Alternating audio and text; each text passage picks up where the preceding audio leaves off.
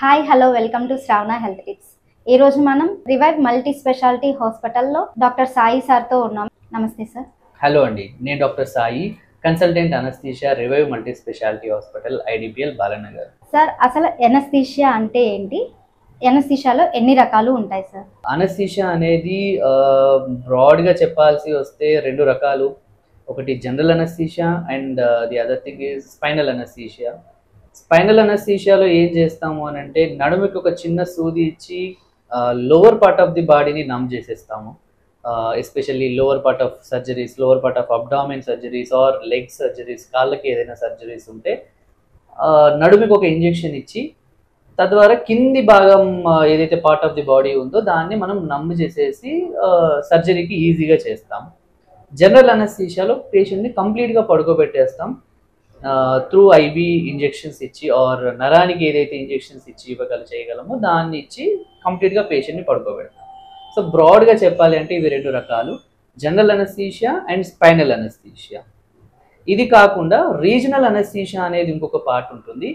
అది ఏంటి అని అంటే మన బాడీలో ఏదైనా స్పెసిఫిక్గా ఒక పార్ట్ ఆఫ్ బాడీనే కంప్లీట్గా నమ్ము చేయొచ్చు. ఎగ్జాంపుల్, సపోజ్ ఒక చెయ్యి ఆపరేషన్ ఉంది అనుకుందాం, ఆ చెయ్యి వరకే ఒక ఇంజెక్షన్ ఇచ్చేసి దానికి సప్లై చేస్తున్న నర్వ్స్ని బ్లాక్ చేయొచ్చు ఒక సర్టెన్ టైం పీరియడ్ కోసం. అంటే ఒక 3 or 4 hours మనం కంప్లీట్గా బ్లాక్ చేసి తద్వారా ఆపరేషన్ని ఈజీగా చేసుకోవడానికి ఆ ఇంజెక్షన్స్ ఇచ్చి చేయొచ్చు. దాన్ని రీజనల్ అనస్థీషియా అంటారు. సో ఇవి చాలా రకాలు మన బాడీలో. ఏ పార్ట్ ఆఫ్ బాడీని కంప్లీట్గా నమ్ చేయాలో ఆ పార్ట్కి సప్లై చేస్తున్న నర్వ్కి వెళ్ళి ఆ ఇంజెక్షన్ ఇస్తే తద్వారా అది ఈజీ అవుతుంది ఆ ప్రాసెస్. సో బ్రాడ్గా చెప్పాలంటే general anaesthesia and spinal anaesthesia and the regional anaesthesia. Spinal anaesthesia తీసుకున్న తర్వాత నడుము నొప్పి ఎక్కువగా వస్తుందని చాలా మంది కంప్లైంట్ చేస్తారు సార్. ఇది ఎంతవరకు నిజం అంటారు? స్పైనల్ అనస్థీషియా తర్వాత నడుము నొప్పి అనేది మోస్ట్ కామన్గా మేము కూడా గమనించే విషయం. ఎస్పెషల్లీ సిజేరియన్ అంటే పోస్ట్ డెలివరీ తర్వాత most of the mothers complaint చేసే విషయం ఇది స్పైనల్ అనస్థీషియా ఇవ్వడం వల్ల వచ్చే ప్రాబ్లం కాదు. ప్రెగ్నెన్సీ అనేది ఒక కాంప్లెక్సిటీతో కూడుకున్న విషయం. సో దాంట్లో చాలా వరకు హార్మోన్స్ ఇంబ్యాలెన్స్ అవుతూ ఉంటాయి. ఒక హార్మోన్ పెరగడము, ఒక హార్మోన్ తగ్గడము, ఇంకో హార్మోన్ బ్యాలెన్స్డ్గా ఉంచడము. సో ఇలాంటి థింగ్స్ మన బాడీలో జరుగుతున్నప్పుడు మన బాడీ దానికి తగ్గట్టుగా రియాక్ట్ అవుతుంది. సో కొన్ని లిగమెంట్స్ లూజ్ అవ్వడం, కొన్ని ఫైబర్స్ లూజ్ అవ్వడం, కొన్ని టైట్ అవ్వడం, ఇవి జరగడం వల్ల నడుములో ఉండే కొల్లాజన్ ఏదైతే ఉంటుందో, ఏదైతే టెండాన్స్ ఉంటాయో, ఏదైతే మజిల్ ఫైబర్స్ ఉంటాయో అవి లూజ్ అవ్వడం వల్ల వచ్చే నొప్పి అది. సో దానికి స్పైనల్ అనస్థీషియాకి ఎటువంటి సంబంధము లేదు. స్పైనల్ అనస్థీషియా వల్ల వస్తుంది అని అనుకోవడం అనేది ఒక అపోహ. రెండు, దీన్ని ఎలా నివారించాలి అని అంటే డెలివరీ అయిన తర్వాత దానికి తగ్గట్టుగా ఫిజియోథెరపీ అండ్ ఎక్సర్సైజ్ చేసుకుంటే దీనికి చాలా వరకు సొల్యూషన్ వస్తుంది. 99% మదర్స్ ఫిజియోథెరపీ కానీ ఏదైనా రెగ్యులర్ ఎక్సర్సైజెస్ చేస్తే దీనికి ఖచ్చితంగా నివారించే అవకాశం ఉంది. స్పైనల్ ఎనస్థీషియాకి జనరల్ ఎనస్థీషియాకి ఎలాంటి డిఫరెన్స్ ఉంటుంది? స్పైనల్ ఎనస్థీషియా అనేది ఓన్లీ లోవర్ పార్ట్ ఆఫ్ బాడీలో ఉండే సర్జరీస్ వరకే మనం ఉపయోగిస్తాము. లైక్ సిజేరియన్ డెలివరీ ఆర్ కాలుకి ఏదైనా ఫ్రాక్చర్ ఉంది ఆర్ బాటమ్ సర్జరీస్ ఏమన్నా ఉన్నాయి, అప్పుడు వరకు మాత్రమే మనం ఒక నడుముకి ఇంజెక్షన్ ఇచ్చి లోవర్ పార్ట్ ఆఫ్ ది బాడీని నమ్ చేసుకొని సర్జరీస్ చేసుకుంటాం. ఇది స్పైనల్ అనస్థీషియా. జనరల్ అనస్థీషియా అనేవి upper part of the body or head surgery, neck surgery, చెస్ట్కి ఏమైనా surgeries or upper part of the abdomen surgeries అట్లాంటివి ఏమైనా చేయాలి అనుకున్నప్పుడే జనరల్ అనస్థీషియా ఇస్తాం. ఇవి బ్రాడ్గా రెండు రకాలు. స్పైనల్ ఎనస్థీషియా వల్ల హెడ్ ఏక్ కూడా వస్తుంది అంటారు కదా సార్. ఆ హెడ్ ఏక్ రాకుండా ఉండాలంటే ఎలాంటి జాగ్రత్తలు తీసుకోవాలి? స్పైనల్ అనస్థీషియా ఇచ్చిన తర్వాత స్పైనల్ హెడ్ ఏక్ అనేది కూడా ఒక మోస్ట్ కామన్ అని చెప్పలేము, బట్ కామన్గా వచ్చే కంప్లైంట్ ఇది. దీన్ని నివారించడానికి మెయిన్గా తీసుకోవాల్సిన జాగ్రత్తలు ఏంటి అని అంటే స్పైనల్ అనస్థీషియా తీసుకున్న తర్వాత next 24 hours, minimum of 24 hours సుపైన్గా పడుకొనే ఉండాలి. అంటే బెడ్ మీద వితౌట్ పిల్లో, వితౌట్ దిండు పెట్టుకోకుండా సుపైన్గా స్ట్రైట్గా పడుకొని ఉండాలి. అండ్ వీలైనంత ఎక్కువగా మేము ఏదైతే ఎన్బిఎం బ్రేక్ చేస్తామో, అంటే ఇప్పుడు నుంచి తినవచ్చు తాగొచ్చు అని చెప్తామో అక్కడి నుంచి ఎక్కువగా వాటర్ తీసుకోవడం ట్రై చేయాలి.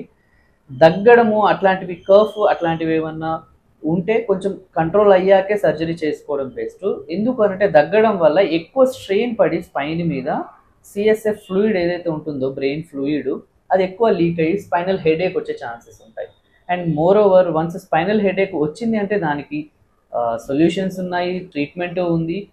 అది పెద్దగా భయపడాల్సిన విషయం కాదు. ప్రీ ఎనస్థీషియా చెకప్ అది ఎందుకోసం అవసరం పడుతుంది సార్? ప్రీ అనస్థీషియా చెకప్ అనేది చాలా క్రూషియల్ థింగ్. ఇది మనం ఒక్కసారి చెక్ చేసుకోకుండా అనస్థీషియా ఇస్తే దాని పరివసనాలు చాలా తీవ్రంగా ఉంటాయి. ఎందుకు అనంటే ప్రీ అనస్థీషియా చెకప్లో చాలా వరకు మన బాడీ పార్ట్స్ని, బాడీ సిస్టమ్స్ని చాలా వరకు మనం చదివేస్తాం.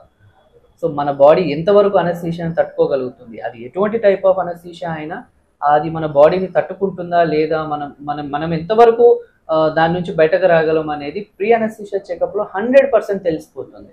సో ఒకవేళ తట్టుకోలేదు, దానికి తగ్గట్టుగా మళ్ళీ మనం కావాల్సిన ట్రీట్మెంట్, కావాల్సిన ప్రికాషన్స్ తీసుకొని మనం ముందుకు వెళ్తాం.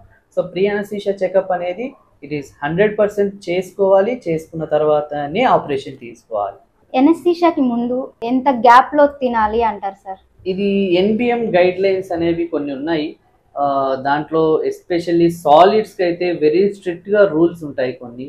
దాంట్లో పర్టికులర్గా చెప్పుకోవాలి అని అంటే సాలిడ్స్కి 6 hours minimum nil by mouth. NBM అనేది నిల్ బై మౌత్. సో నోటి ద్వారా ఏమీ తీసుకోకుండా మినిమం 6 hours ఉంటేనే ఏ టైప్ ఆఫ్ అనస్థీషియా అయినా ఇవ్వగలుగుతాం.